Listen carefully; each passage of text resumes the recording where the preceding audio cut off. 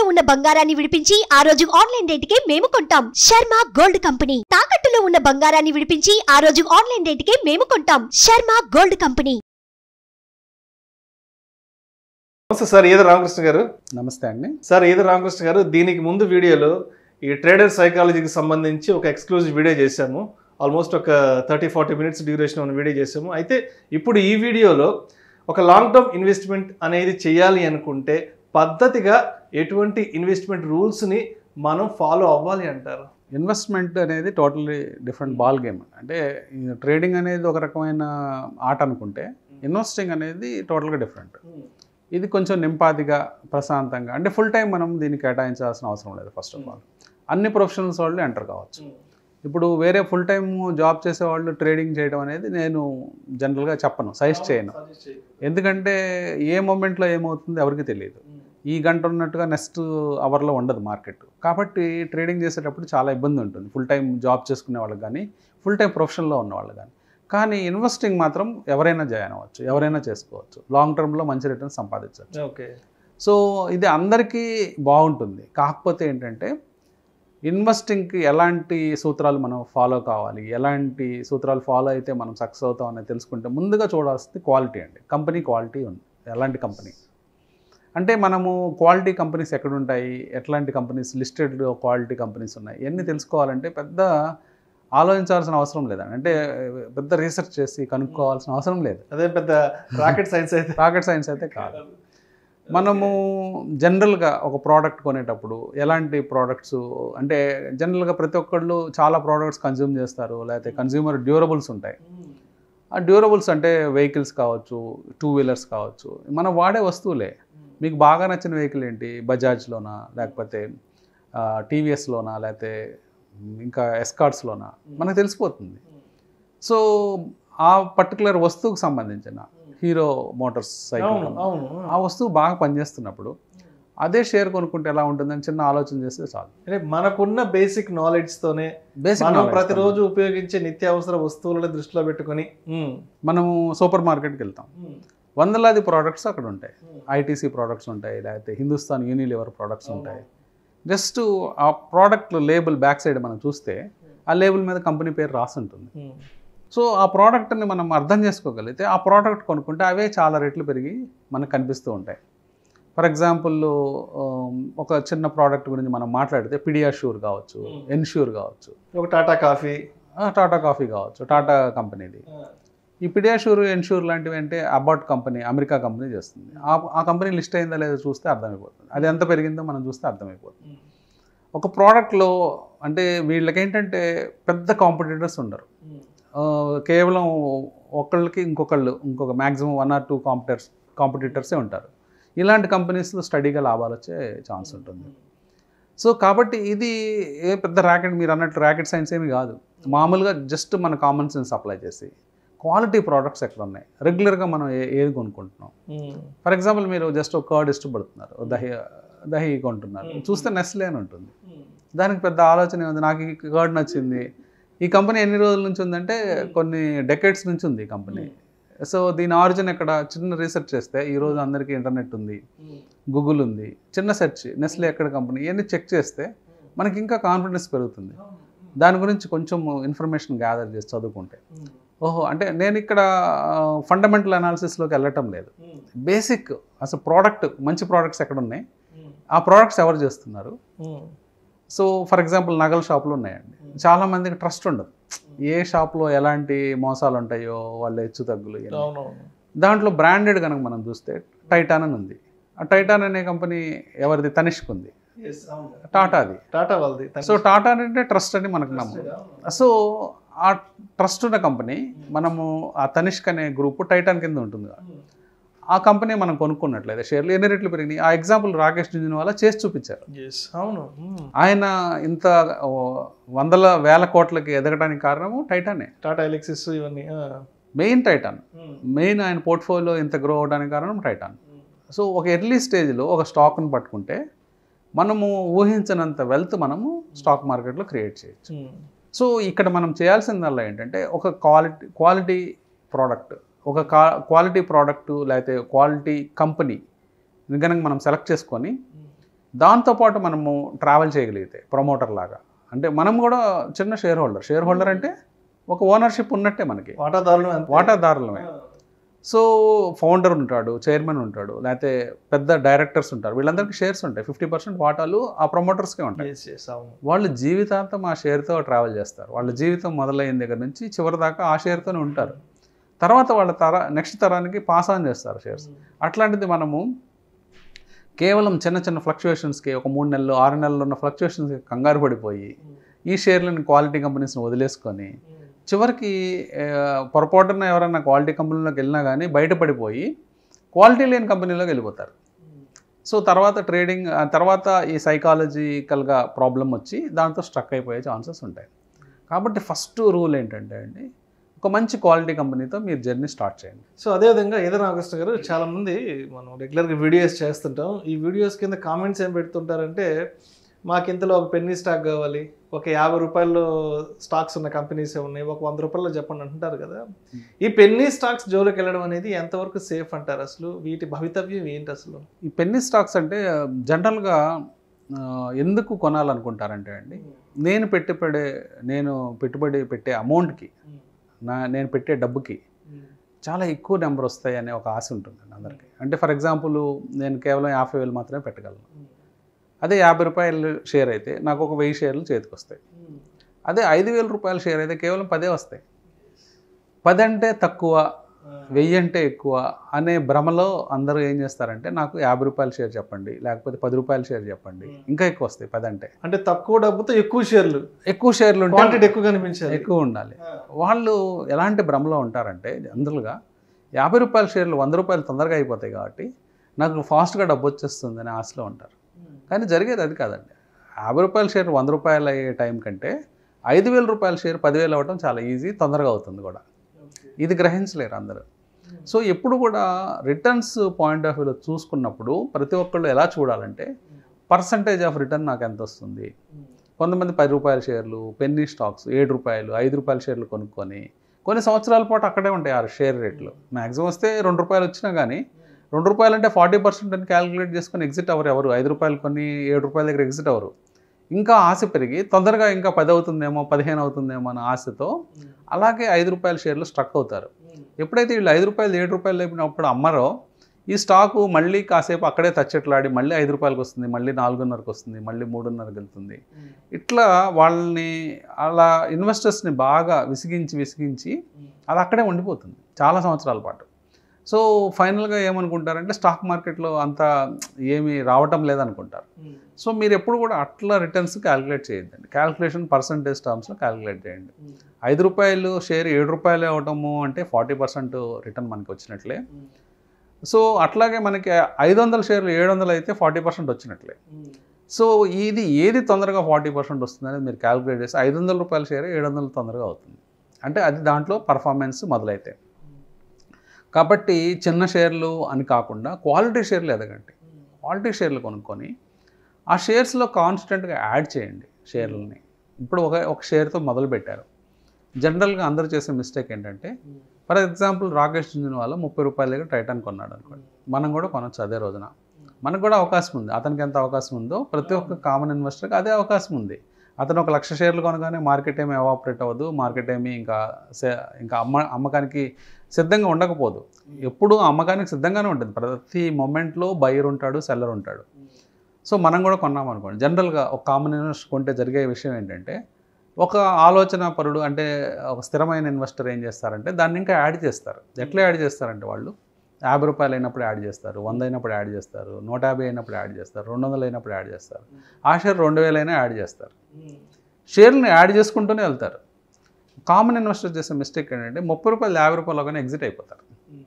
ఎందుకంటే proof of success కోసము అతను వెంపర్లాడతాడు.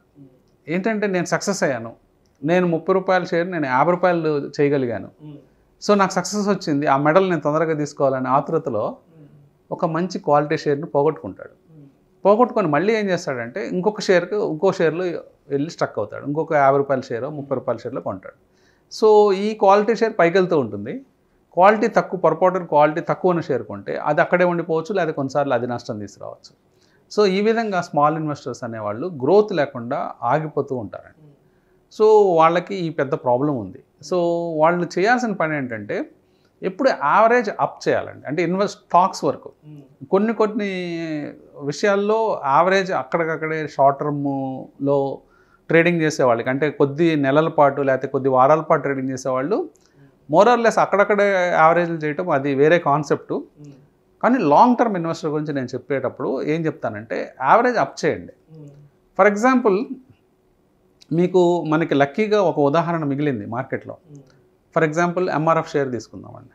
ఎంఆర్ఎఫ్ షేర్ వాళ్ళు ఎప్పుడు బోనస్ కానీ స్ప్లిట్ కానీ ఇవ్వలేదు, ఇప్పుడు చేయకపోవడం వల్ల ఏం జరిగిందంటే ఆ షేరు ఒక చిన్న ప్రైస్ నుంచి 100 రూపాయలు దగ్గర నుంచి 1,06,000 ఈరోజు చూస్తే 1,06,000 దాకా వెళ్ళింది. సో 1 వేలో పైకి వెళ్తూనే ఉన్నట్టు అనిపించింది మనకి. సో మీరు యావరేజ్ అప్ చేస్తే మీరు 100 రూపాయల దగ్గర కొన్నారు, 500 దగ్గర కొన్నారు, 1000 దగ్గర కొన్నారు, 2000 దగ్గర కొన్నారు, 10,000 దగ్గర కొన్నారు, 50,000 దగ్గర కూడా కొన్నారు. మీకు నష్టం వచ్చిందా ఈ రోజున? మీకు నష్టమే రాదు, ఎందుకంటే అది పైకి వెళ్తుంది కాబట్టి. సో మీరు ఎప్పుడు కూడా యావరేజ్ అప్ చేసేటప్పుడు మీ యావరేజ్ ప్రైస్ కింద ఉంటుంది. ఫర్ ఎగ్జాంపుల్ మీరు లాస్ట్ టైం మీరు 50,000 దగ్గర యావరేజ్ చేశారనుకోండి, ఇప్పుడు మీ యావరేజ్ ప్రైస్ 20,000 దగ్గర ఉంటుంది.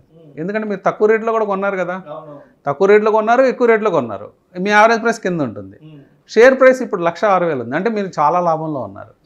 అదే యావరేజ్ డౌన్ చేస్తే ప్రాబ్లం ఏంటంటే ఒక షేర్లో మీరు ఫర్ ఎగ్జాంపుల్ 500 దగ్గర మొదలు పెట్టారు అనుకోండి, 500 దగ్గర కొన్నారు, తర్వాత 400 దగ్గర కొన్నారు, 300 దగ్గర కొన్నారు, 200 దగ్గర కొన్నారు, 100 దగ్గర కొన్నారు. ఇట్లా కొనుక్కుంటూ వస్తే ఏమవుతుందంటే ఫస్ట్ థింగ్ మీ యావరేజ్ ప్రైస్ పైన ఉంటుంది.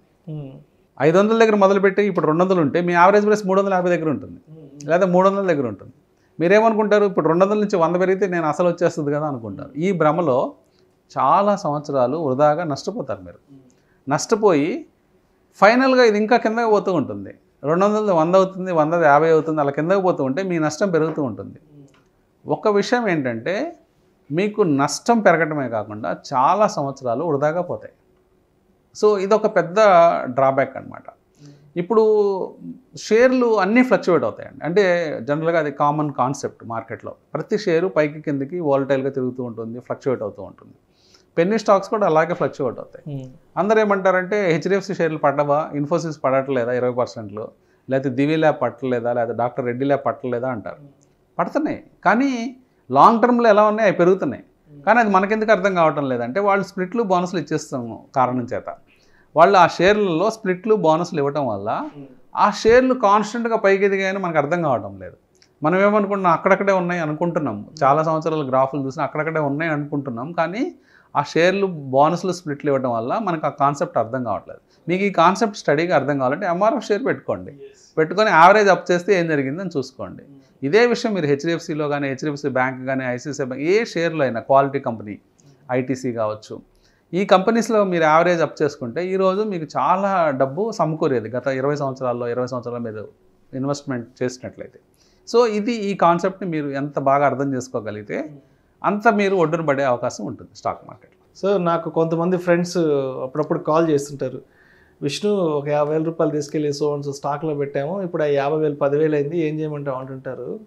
సో ఉన్న అమౌంట్ని తీసుకెళ్ళి ఒకటే స్టాక్లో పెట్టడం అనేది ఎంతవరకు కరెక్ట్ అంటారు అసలు ఇది? సో ఇక్కడ పోర్ట్ఫోలియో డైవర్సిఫికేషన్ అనేది ఏ విధంగా చేసుకోవాలి కరెక్ట్గా? పోర్ట్ఫోలియో డైవర్సిఫికేషన్ అనేది ఒక ఇంపార్టెంట్ కాన్సెప్టేనండి. ఎందుకంటే అది మీరు కొత్తగా స్టాక్ మార్కెట్లోకి ఎంటర్ అయ్యారండి.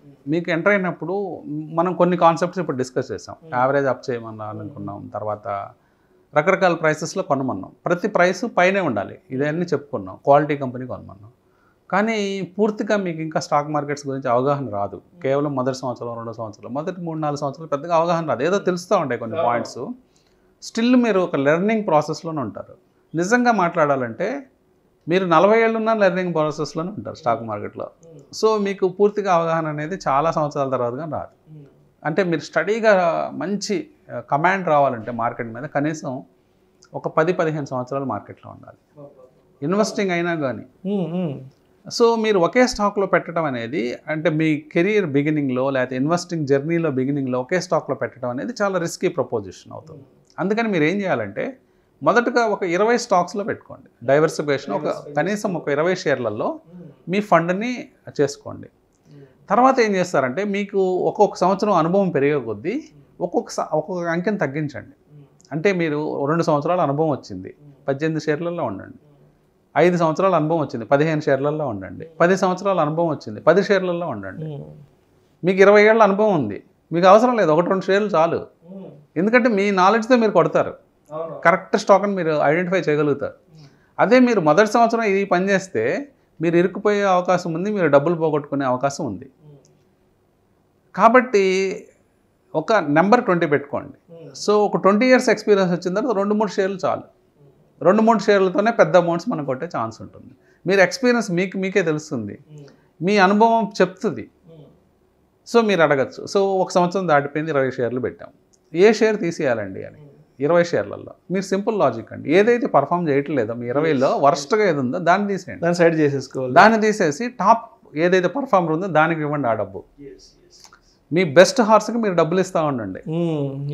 ఆబ్వియస్లీ అంతే, ఇంకా సింపుల్. ఇందాక మనం యావరేజ్ అప్ అని చెప్పాం కదా, అంటే సపోజ్ మీ మొదటి షేరు 300 రూపాయల షేర్ 600 అయి ఉండొచ్చు, అయినా కానీ మీరు భయపడద్దు. లాస్ట్ షేరు సగం అయిపోయి ఉండొచ్చు డబ్బులు. ఎగ్జాంపుల్గా చెప్పాలంటే ఒక 20 లక్షలు డబ్బు పెట్టామండి, ఒక్కొక్క షేర్లో లక్ష పెట్టుకుంటూ వెళ్ళాం, అంటే 20 షేర్లకి 20 లక్షలు డిప్లాయ్ చేసాం. మొదటి షేరు 1,02 లక్షలు అయింది, లాస్ట్ షేరు 1,50,000 అయిపోయింది. 50,000 తీసేయండి, నో ప్రాబ్లం, తీసేసి 50,000 దీనికి ఇవ్వండి. ఎగ్జాక్ట్లీ అవును. అదే రూల్ ప్రతి సంవత్సరం ఫాలో కాండి. అదే ఇంకా ఏమన్నా మార్పులు చేర్పులు చేస్తే చేసుకోండి, షేర్లు మార్చుకోండి. సో ఏదైతే బెస్ట్ పర్ఫార్మర్స్ ఉంటాయో ఆ షేర్లకు మీరు డబ్బులు ఇచ్చుకుంటూ పోతే అవి బాగా మీకు ఇంకా వెల్త్ క్రియేట్ చేసే అవకాశం ఉంటుంది. ఇది ఒకటి ఫాలో కావాల్సిన విషయం అండి.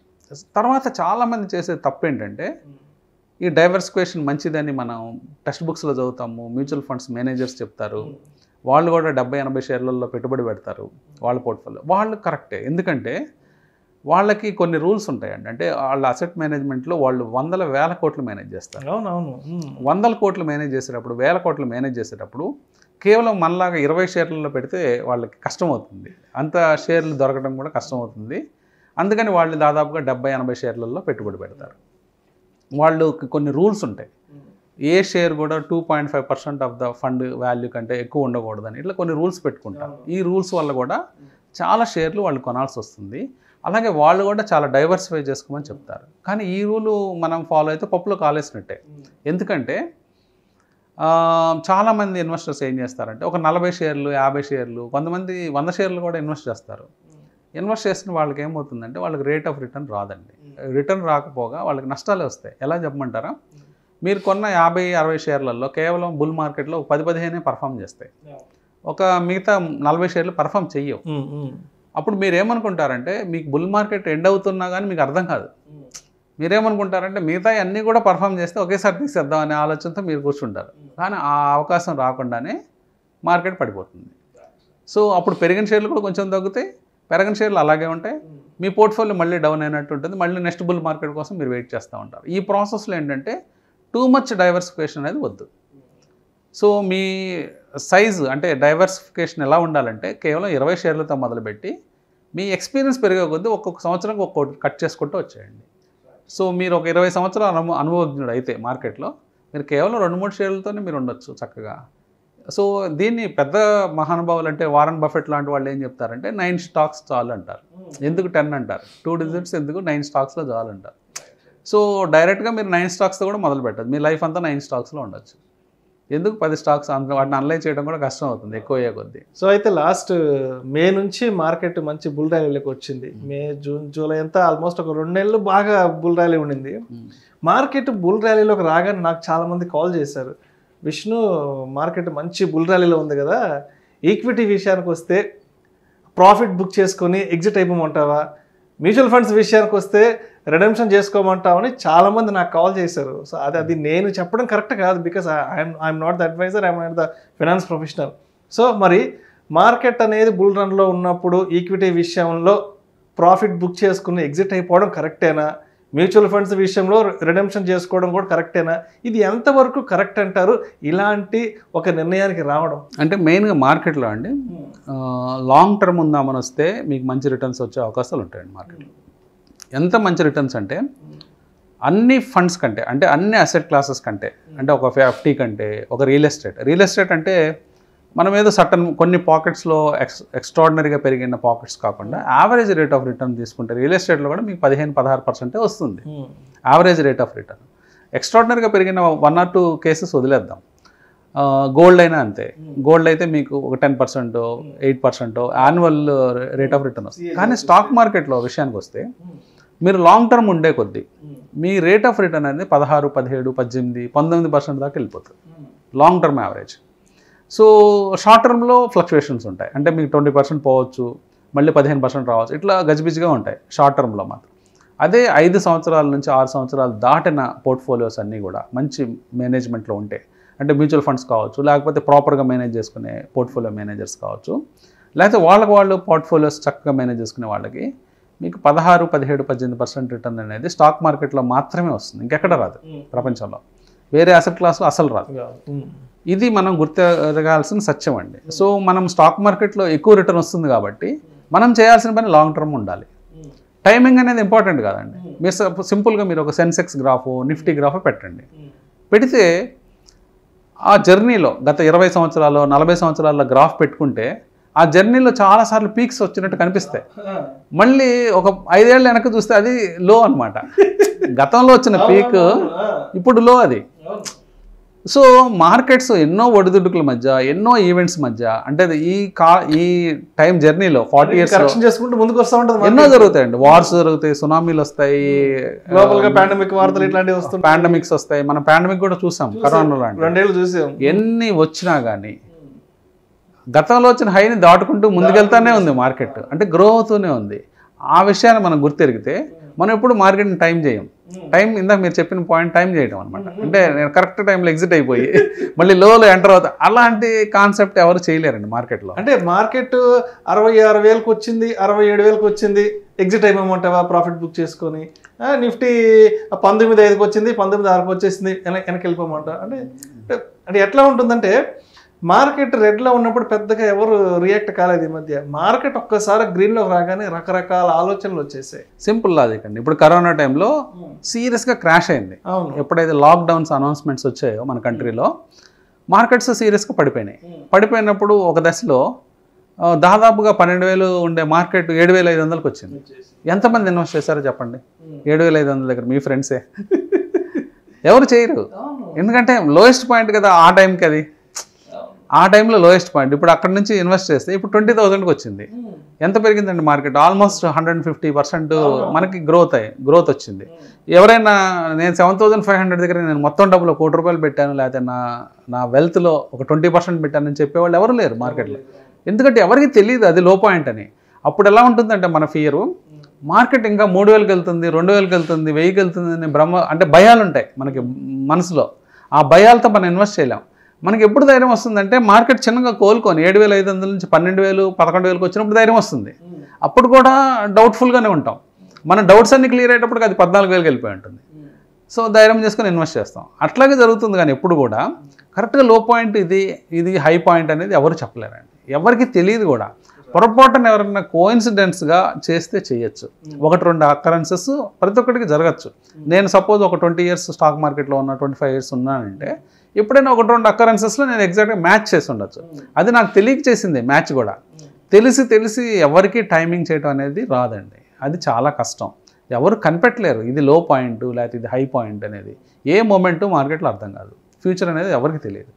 కాబట్టి మనము కంటిన్యూస్గా మార్కెట్లో ఉంటూ మార్కెట్కి టైం ఇవ్వగలగాలండి. ఎక్కువ టైం ఇస్తే మనం అనుకున్న నెంబర్స్ ఇందాక ఏదైతే పర్సంటేజ్ రిటర్న్స్ అన్నామో అవి మీకు వచ్చే ఛాన్సెస్ ఉన్నాయి. సో అదేవిధంగా చాలామంది ఏం చేస్తుంటారంటే ఈ స్టాక్ మార్కెట్లోకి వచ్చి ఇన్వెస్ట్మెంట్స్ చేసి ఏదో పెద్ద ఎత్తున డబ్బులు తీసుకుందామనే ఉద్దేశంతో చాలామంది ఏం చేస్తుంటారంటే ఈ ఫ్రెండ్స్ దగ్గర అప్పులు తీసుకోవడము, లేదంటే ఏదైనా పర్సనల్ లోన్ తీసుకోవడము, లేదంటే ఇంట్లో భార్య నగలు తాకట్టు పెట్టడము, ఇంకేదన్నా వస్తువులు అమ్మేసి వాటిని క్యాష్ చేసుకుని ఇన్వెస్ట్మెంట్స్ చేద్దామను, ట్రేడింగ్ చేద్దామని ఇలాంటి వాళ్ళు కొంతమంది ఉంటారు సార్. ఇది అసలు ఎంతవరకు కరెక్ట్ అంటారు? ఇలాంటి ఆలోచన చేయడం, మన దగ్గర లేని డబ్బులను అప్పు తెచ్చుకొని ఇలాంటి ఇన్వెస్ట్మెంట్స్ చేయడం అనేది ఎంతవరకు కరెక్ట్ అంటారు? ఇది 100% రాంగ్ అండి. ఎందుకంటే మనం షార్ట్ టర్మ్ ఫండ్స్ తెచ్చిన, అంటే మీరు అన్నట్లు అంటే ఒక 6 నెలల్లో ఉన్న అవసరానికి సంబంధించిన డబ్బుని తీసుకొచ్చిన, లేదా ఏదైనా అప్పు తీసుకొచ్చి చేసిన, మనం క్లియర్ చేయొచ్చులే అప్పు అని స్టాక్ మార్కెట్లో తీసుకొచ్చిన, అది రిటర్న్ ఇవ్వదండి. ఎందుకంటే ఒకటి ప్రెషర్ ఏంటంటే ఇంట్రెస్ట్ ప్రెషర్ ఒకటి ఉంటుంది, ఇంట్రెస్ట్ పే చేయాలని. సెకండ్ థింగ్ ఏంటంటే మార్కెట్స్ ఎప్పుడు ఎలా ఉంటే తెలియదు. కొన్నిసార్లు సంవత్సరాల తరబడి స్తబ్దుగా ఉంటాయి, రిటర్న్స్ ఇవ్వవు, మీకు ఏమి రిటర్న్స్ ఇవ్వవు. సో మీరు కాన్స్టెంట్గా సపోజ్ ఒక 18% కట్టాలో ఎంత ఉంటుంది రిటర్న్. మనం అంత ఈవెన్ మనం ఈరోజు పర్సనల్ లోన్ తీసుకున్నా బయట బ్యాంక్స్ నుంచి 18% ఛార్జ్ చేస్తున్నాయి. So 18% rate of return market మనం ఏమనుకున్నాము లాంగ్ టర్మ్ ఉండే వాళ్ళకి వస్తుంది అంటున్నాం. లాంగ్ టర్మ్ ఉన్న వాళ్ళకి 18% వస్తుంది. అది లాంగ్ టర్మ్ అంటే ఏంటి, 5 సంవత్సరాలు 6 సంవత్సరాలు పైబడి ఉన్న వాళ్ళకి అది యావరేజ్ రిటర్న్, ఎవ్రీ ఇయర్ ఆ యావరేజ్ వస్తుంది. కానీ మనం షార్ట్ టర్మ్ కోసం 2 ఏళ్ళు ఒక 1 ఇయర్ 2 ఇయర్స్ 3 ఇయర్స్ తెచ్చామనుకోండి, ఆ 3 ఏళ్ళు ఫ్లాట్గా ఉంటే పరిస్థితి ఏంటి చెప్పండి. అంతే కదా. ఈవెన్ మీ షేర్లు పడలేదు అనుకుందాం, ఫ్లాట్గా ఉన్నప్పుడు పడిపోతాయి షేర్లు. మనం పడలేదు అనుకున్నా కానీ మీకు 60% వడ్డీ నష్టం కదా, అది మన పాకెట్లోంచి కట్టాల్సి వస్తుంది. కాబట్టి ఎట్టి పరిస్థితుల్లోనూ ఇలాంటి అవకాశం మనం ఇవ్వకూడదు మార్కెట్కి. మార్కెట్లో మన ఓన్ మనీ, మన own personal money, long term money ఉంటే అది మనకి రిటర్న్ ఇచ్చే అవకాశం ఉంటుంది. కానీ షార్ట్ టర్మ్ మనీ ఎట్టి పరిస్థితుల్లో మనకు లాభం ఇచ్చే అవకాశం ఎప్పుడో జనరల్గా ఏదో అంటే కుదురుతుంది, అంటే అవకాశం అంటే సడన్గా అప్పుడే మార్కెట్స్ పెరగడం, వాళ్ళు తెచ్చిన 6 నెలలే పెరగడం, ఇది ఎప్పుడో రేర్గా జరుగుతుంది కానీ కంటిన్యూస్గా అయితే జరగదు. సో ఈద రామకృష్ణ గారు ఇప్పుడు ఒక 5 ఇయర్స్, ఓ 10 ఇయర్స్, 15 ఇయర్స్ ఒక లాంగ్ టెన్యూర్ని దృష్టిలో పెట్టుకొని ఇన్వెస్ట్మెంట్ చేద్దాము అనుకున్న వాళ్ళకి లార్జ్ క్యాప్ స్టాక్స్ మంచిదంటారా, మిడ్ మంచిదంటారా, లేదంటే స్మాల్ క్యాప్ మంచిదంటారా? సో ఏది బెస్ట్ అనేది ఎట్లా మనం ఐడెంటిఫై చేసుకోవాలి? జనరల్గా ఈ లాంగ్ బ్లూ చిప్స్ కానీ క్వాలిటీ కంపెనీస్ కానీ ఫస్ట్ అంటే కొత్తగా జర్నీ స్టార్ట్ చేసేవాళ్ళు, స్టాక్ మార్కెట్లో ఇన్వెస్టింగ్ జర్నీ స్టార్ట్ చేసిన వాళ్ళు ఫస్ట్ బ్లూ చిప్స్కి లార్జ్ క్యాప్స్కి స్టిక్ ఆన్ అవటం బెటర్ అండి. At the same time return వైజ్గా మీరు అడిగినట్లు చూస్తే ఎక్కువ రిటర్న్స్ అనేవి స్మాల్ క్యాప్స్లో వస్తాయి, తర్వాత మిడ్ క్యాప్స్లో వస్తాయి, లార్జ్ క్యాప్స్లో వస్తాయి, తర్వాత థర్డ్ కేటగిరీ లార్జ్ క్యాప్స్లో వస్తాయి. లార్జ్ క్యాప్తో ఉన్న అడ్వాంటేజ్ ఏంటంటే అవి పడినప్పుడు తక్కువ పడతాయి, అంటే మీకు రిస్క్ తక్కువ, రివార్డు తక్కువ. స్మాల్ క్యాప్తో వచ్చిన గొడవ ఏంటంటే రిస్క్ ఎక్కువ, రివార్డు కూడా ఎక్కువ. సో మీరు బిగినింగ్ ఆఫ్ ద జర్నీలో మీకు ప్రాబ్లం ఏమొస్తుందంటే స్మాల్ క్యాప్స్ని ఐడెంటిఫై చేయడం కష్టమవుతుంది, ఎందుకంటే మీకు అవి అర్థం కావు. ఎందుకంటే స్మాల్ క్యాప్ అంటేనే ఆ మార్కెట్ క్యాపిటలైజేషన్ తక్కువ, చిన్న కంపెనీస్ అని మనకు అర్థమైపోయింది. చిన్న కంపెనీస్ వైడ్ మార్కెట్స్ ఉండవు, అంటే మనకి ఆ ప్రోడక్ట్ని చూసి అర్థం చేసుకోవడానికి అవకాశం ఉండదు. చిన్న కంపెనీస్ ఆ ప్రోడక్ట్స్ గురించి కేవలం పుస్తకాల్లో చదవడం లేకపోతే వెబ్సైట్లో చూడటం వరకే మనకి కుదురుతుంది. అందుకని మన ఐడెంటిఫికేషన్ కష్టం అవుతుంది. అట్ ద సేమ్ టైం మనం మార్కెట్లో ఆపర్చునిటీ కోల్పోతామేమో అనే బెంగ ఉంటే మీరు డైరెక్ట్గా మ్యూచువల్ ఫండ్స్ వైపు వెళ్ళండి.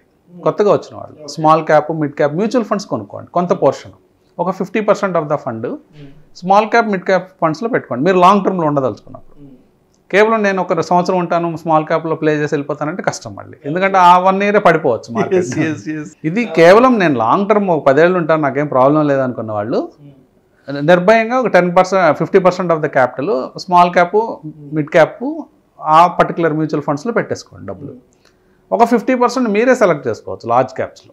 సో ఏ కంపెనీస్ లార్జ్ క్యాప్స్లో బాగా పర్ఫామ్ చేస్తున్నాయో చూసుకొని ఆ కంపెనీస్లో మీరే పెట్టుబడులు పెట్టుకోవచ్చు. అంటే బజాజ్ ఫైనాన్స్లు ఉంటాయి, తర్వాత ఇన్ఫోసిస్లు, ఫార్మాలో డాక్టర్ రెడ్డి ల్యాబ్, ఇట్లా లార్జ్ బిగ్ కంపెనీస్ నిఫ్టీ 50లో కంపెనీస్ ఉంటాయి. ఈ నిఫ్టీ 50 కంపెనీస్లో మీరే ఒక మంచి క్వాలిటీ కంపెనీస్ని ఒక 10 సెలెక్ట్ చేసుకొని ఆ 10 కంపెనీలని మిగతా 50% ఫండ్స్లో పెట్టుకోవచ్చు.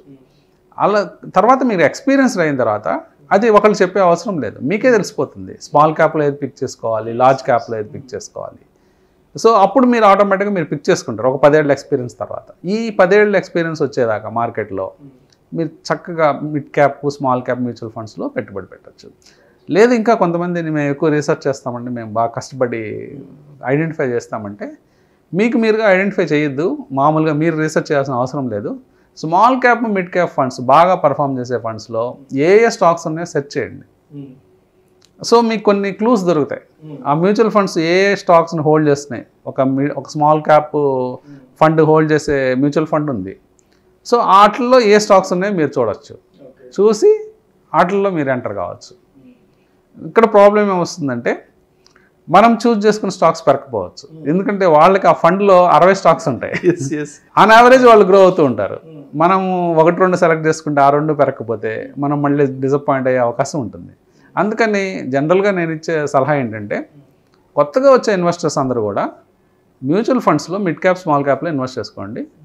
మీకు ఎక్స్పీరియన్స్ వచ్చిన తర్వాత కనీసం 10-15 years ఎక్స్పీరియన్స్ వచ్చిన తర్వాత అప్పుడు మీరు పిక్ చేయండి. సో అదేవిధంగా ఓవర్ హైప్డ్ స్టాక్స్ అంటాం కదా, సో వీటి విషయంలో మనం ఏ విధంగా వ్యవహరించాలంటారు?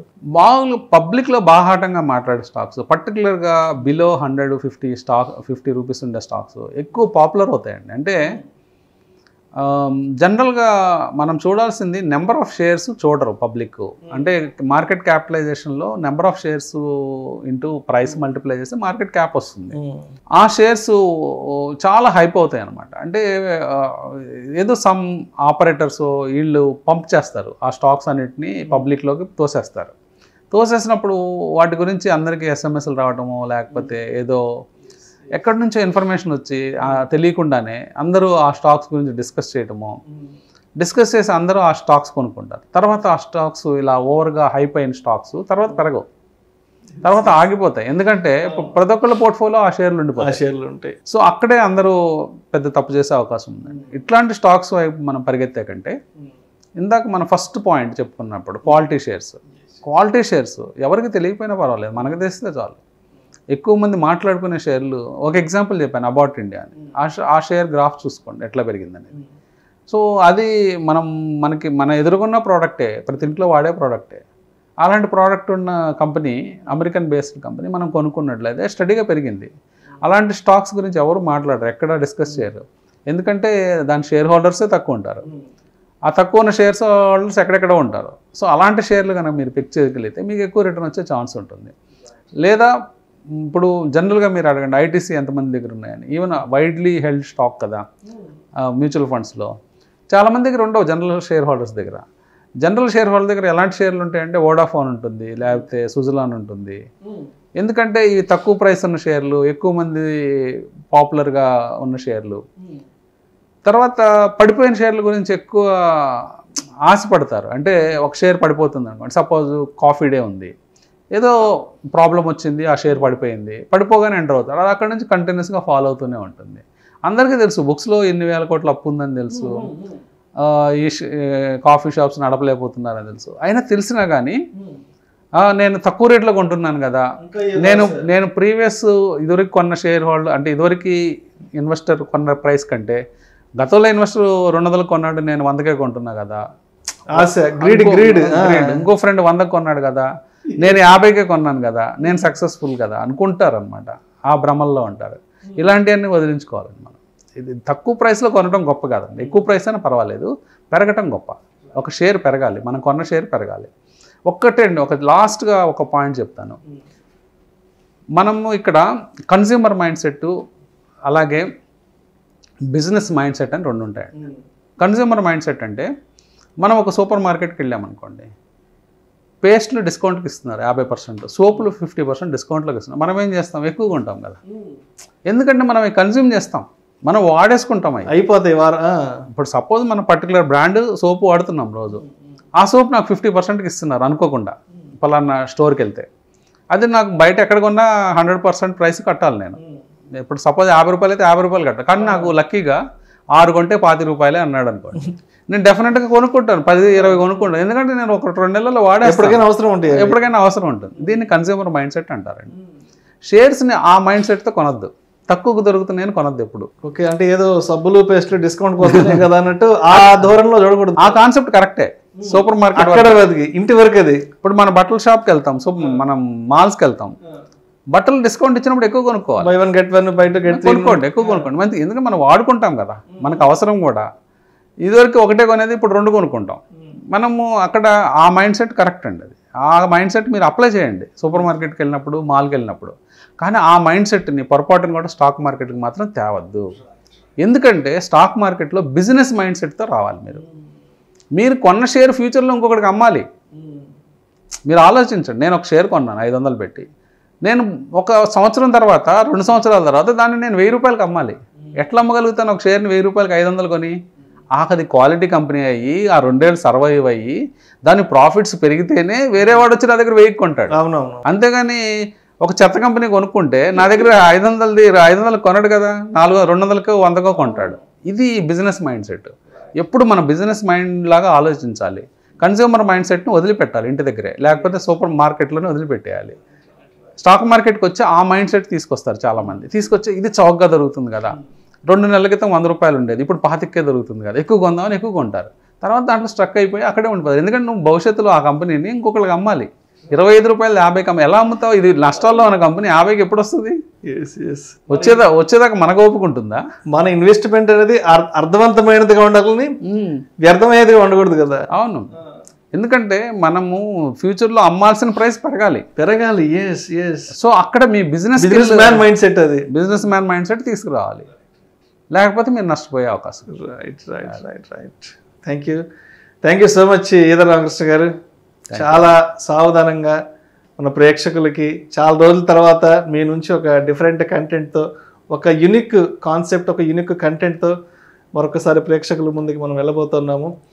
అండ్ ఈ వీడియోలో పర్టికులర్గా ఒక ఇన్వెస్టర్ మైండ్ సెట్ ఎలా ఉండాలి, ఒక లాంగ్ టర్మ్లో ఇన్వెస్ట్ చేసే ముందు ఒక రిటైల్ ఇన్వెస్టర్ అనే వాళ్ళు ఎటువంటి జాగ్రత్తలు తీసుకోవాలి, ఎటువంటి విషయాల పట్ల తప్పనిసరిగా అవగాహన కలిగి ఉండాలి అనే ఇటువంటి అన్ని రకాల అంశాల గురించి మీ యొక్క అనుభవాన్ని మొత్తం క్రోడీకరించి మన ప్రేక్షకులకు తెలియజేశారు. Thank you so much Edara Ramakrishna గారు. థ్యాంక్ యూ అండి.